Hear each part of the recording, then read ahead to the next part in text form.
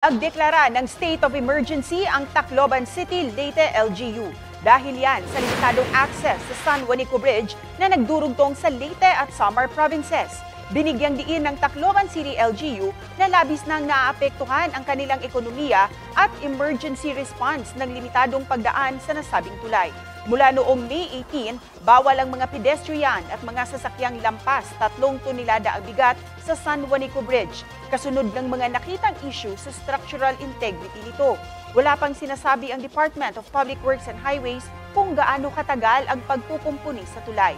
Una nang nagdeklara ng state of emergency ang probinsya ng Samar dahil sa pagpupumpuni sa San Juanico Bridge.